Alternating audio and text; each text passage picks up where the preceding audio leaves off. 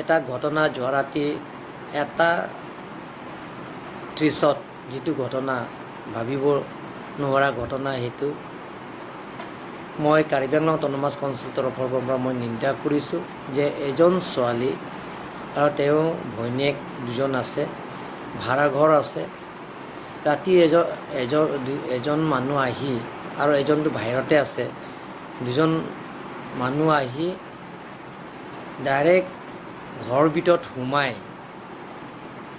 মুখত গুলি মাৰি শেষ ত্যাগ কৰে, গতিকে মাৰ্ডাৰ কৰি থৈ গৈছে। তাৰ কাৰণে মই কাৰ্বি আংলং অটোনমাছ কাউন্সিল তৰফৰ পৰা বা কাৰ্বি আংলং ৰাইজৰ মই নিন্দা কৰিছোঁ, যাতে এনেধৰণৰ ঘটনা যাতে ভৱিষ্যত নহয়।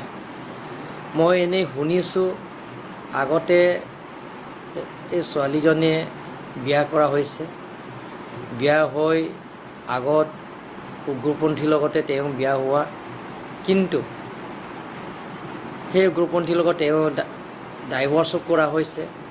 ডাইভৰ্চ কৰাৰ পিছত তেওঁ অকলে থাকে আৰু লগতে ইয়াত ছোৱালীবিলাক দুজন ভাড়া ঘৰ আছে, ছোৱালীবিলাকক পঢ়ি আছে।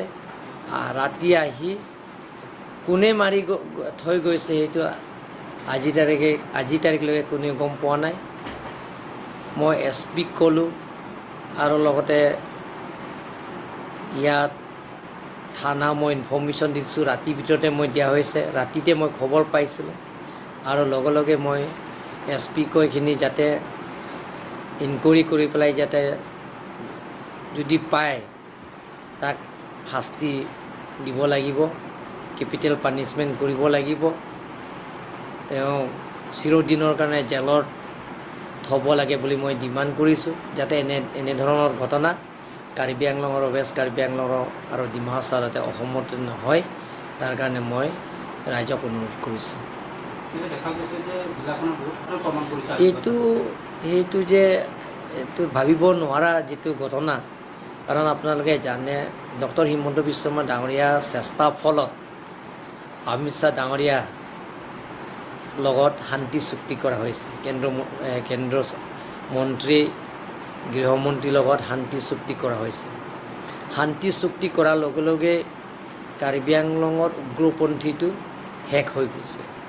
কিন্তু আজি যিটো ঘটনা, যোৱা ৰাতি যিটো ঘটনা হৈছে, যিটো ভাবিব নোৱাৰা ঘটনা, গতিকে সেই ঘটনা যাতে ভৱিষ্যত নহয় আৰু যিমান পাৰোঁ মই চেষ্টা কৰিম, ৰাইজৰ লগত মই অৱগত কৰি, ৰাইজৰ লগত মই তেওঁলোকৰ লগত মই আলোচনা কৰিম আৰু বুজাম যাতে এনেধৰণৰ মানুহ যদি আছে যে আমাক যাতে ইনফৰ্মেশ্যন দিয়ে, খবৰটো দিয়ে, আমি লগে লগে প্ৰশাসনত আমি সমজাই দিব পাৰে বা থানা ইনফৰ্মেশ্যন দি তেওঁলোকৰ এৰেষ্ট কৰিব পাৰে, তাৰ কাৰণে আমি চেষ্টা কৰিম।